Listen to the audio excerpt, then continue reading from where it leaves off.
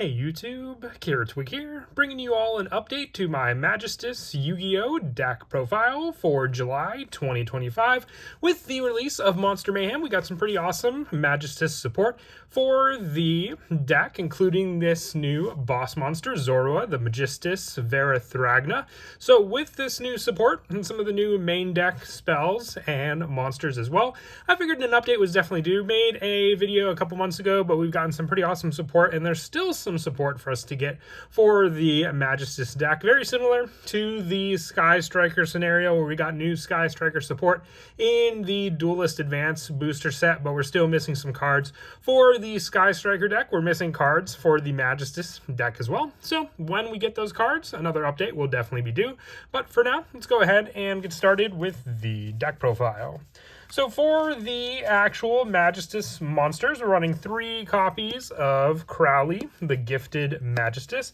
If this face-up card is used as fusion material, its name can be treated as Alistair, the Invoker. You can only use each of the effects of Crowley, the Gifted Magistus, once per turn. If this card is added to your hand, except by drawing it, you can special summon it. If this card is normal or special summon, except during the damage step, you can fusion summon one Magistus or invoked fusion monster from your extra deck using monsters from your hand or field. So this gives you options for potential invoked monsters in the extra deck to use as well for your fusion plays. Basically just unlocking the invoked engine by having Crowley count as Alistair for this play, which is what I think is very cool because a lot of the cards mix and match with some of the other spellcasters we have in Yu-Gi-Oh, including Ver Magic, Lacrima of Light, which also counts as a Witchcrafter card. So it kind of ties all of these spellcaster Yu-Gi-Oh monsters into the same kind of universe with how they play. But 3 of this card, so we have open options for the fusion plays. For our 1 tuner, we run 3 copies of Zorua, the Magistus of Flame.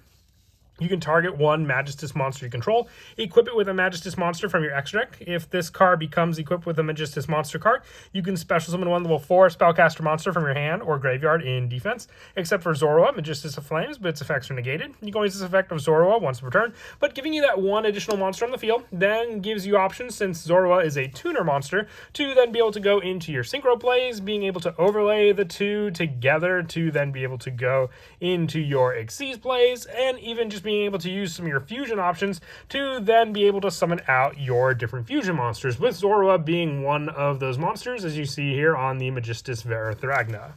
We're also running 3 copies of the original Crowley, the Magistus of Grimoires.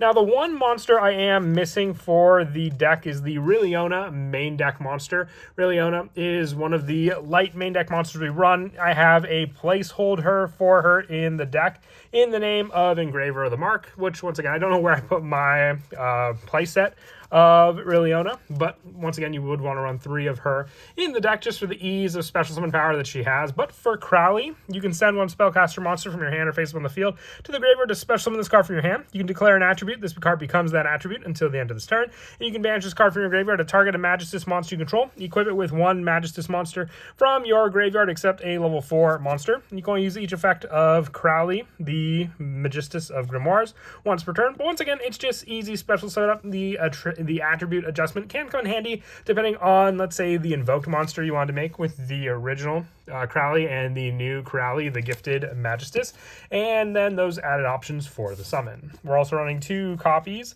of Endymion, the Magistus of Mastery. So once again, kind of playing into the lore. This is kind of like the origin histories of all the different Yu-Gi-Oh monsters, with the Magistus all starting off in these different positions for these cards, Endymion being the Magistus of Mastery. So this card also ties into the fact that we have another spell as well, being Magia Magic, Thunder of Judgment, which can be used with the Magistus and the Endymion cards for the spell. You can target a Magistus monster you control, equip it with a Magistus monster from your extra deck. You can target 1 face-up spell you control, destroy it. If you do, draw 1 card, then place 1 card from your hand on the bottom of the deck. So draw power in the form of being able to use our face-up spells. With Endymion, it's a little more specific. That's why we're only running the 2 of copy count in the deck for this card. And as I said, the Riliona would be in the place of the Engraver of the Mark. So for Rilliona. She would go in this spot here with Engraver. When your opponent activates a card effect by declaring one exact card name, quick effect, you can send this card from your hand to the graveyard, declare one other card name. That card name your opponent declared becomes the card name declared by this effect. So it's, once again, a specific card as just a substitute for Rilliona. So if you have Rilliona, you will put her in this spot, Rilliona being the main deck monster of Rilliona the Wondrous Magistus Witch Wardrobe.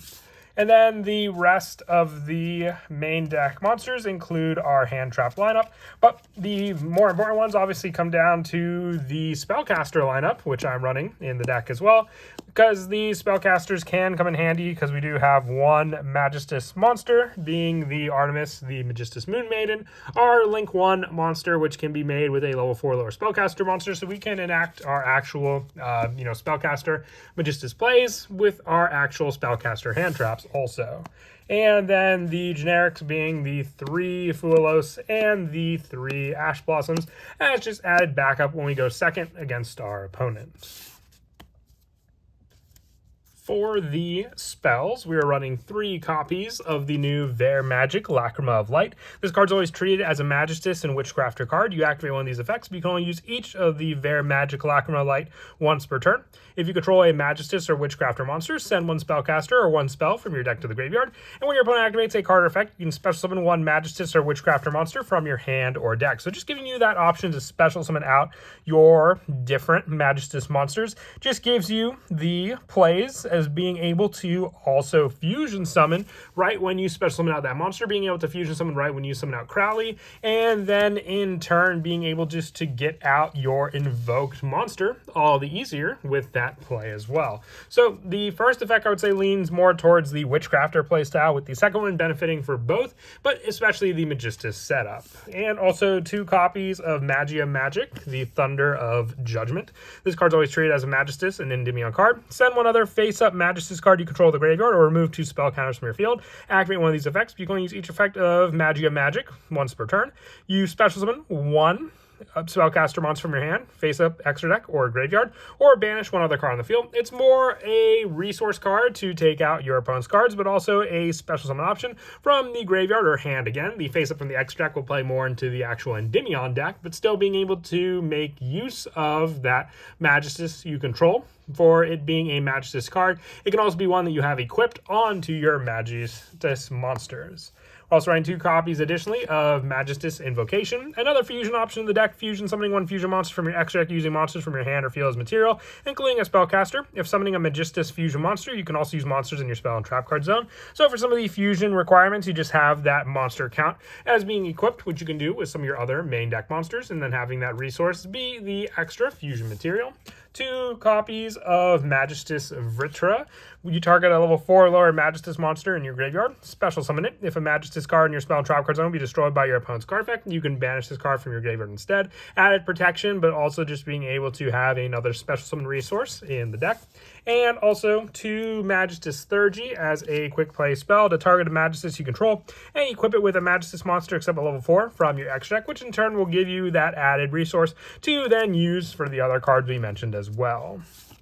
And then the rest of the spells being 1 Triple Tactics talent and the 1 Call by the Grave, with our trap lineup just being the 3 Infinite Impermanence as additional hand traps to use with our main deck monster ones. For the spells, we have our new boss monster. I said spells, fusion monsters. I've got spells on the brain with this deck. For our fusion monsters, we have Zorua, the Magistus Verithragna, needing a Magistus monster and 1 fusion Synchro Excuse or Link monster. You can target an effect monster in your graveyard or your opponent controls, equip that effect monster to this card, and when a monster effect is activated, quick effect, you can send 1 face-up Magistus monster card you control to the graveyard, negate that effect, and then destroy 1 card your opponent controls. You can only use each effect of Zorua once per turn, but then you're taking your opponent's resources to then use for your additional plays as well, and then take it away from your opponent. The 1 Iwis, the Magistus Spell Spirit, while this card is equipped to a monster, it gains 1,000 attack and defense, and during the main phase, you can target other face-up monster on the field, equip this card you control to it, it if it was equipped to by, if this card was equipped to an opponent's monster by this effect, take control of that equipped monster. Also can activate its effects. You can only use each effect of Iwis once per turn, but more equipped power in the form of a fusion, with our other fusion being our Magistus Yugioh. Needing a fusion Synchro Caesar Link monster and one spellcaster to make it, it must either be fusion summon or special summon from your extract by sending the correct fusion materials. So a easy resource as well to the graveyard. So then being able to then use those cards to summon out this level 4 tuner fusion monster, which can then be used for any of the extra deck summons, whether it be Xyz, Synchro, you name it. This card is that resource to go for. And then the one Mechaba and the one Cocytus for the additional invoked fusions that we can go into with Crowley in the deck. I would say Mechaba is one of the better ones just to go into. The second option can be a player preference choice that they want to summon out. For the Synchros, we're running 2 copies of Zorua, the Magistus Conflagrant Calamity, and the one Verum, the Magistus Divinity Dragon. Extra added equipped Synchro plays to rely on, and then the added destruction power that both provide.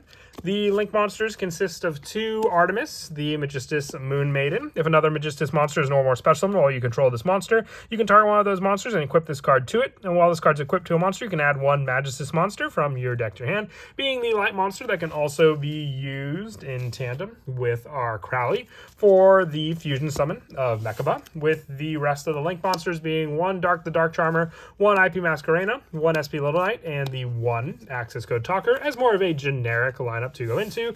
And then our Xyz play being the Riliona, the Wondrous Magistus Witch Wardrobe, being able to attach material from this card to special summon 1 Magistus monster from your deck. Also, you cannot special summon from the extract for the rest of the turn, except for Magistus monsters. So while she does lock you out of the invoked play, you still have plenty of other Magistus monsters to be able to go into with this card. And then as for some of the go-to plays in the deck for that added fusion option in the deck, you can just use the added resource of any of your other Magistus monsters, because then you have your Link 1 option available to you in the form of being able to make Artemis the Moon Maiden, and then being able to use this card as well for the special summon play. So you can use the original Crowley for this summon to send a spellcaster from your hand or face on the field to the graveyard. So sending that additional card, special summoning out this card, using it for the Link 1 Artemis on the field as well, and then also with this card for the control of that monster, go for your normal summon of Crowley, using it for the additional fusion play as well, for this card to then be able to use for the fusion play with the 2 monsters that we provided also. But that is it for the deck profile. I hope you all enjoyed. Once again, this is a deck that's still missing some of the support what we have available for us in the TCG, but hopefully we will see that other support soon. And as always, until next time, please don't forget to leave a like and subscribe, and Kira Twig out.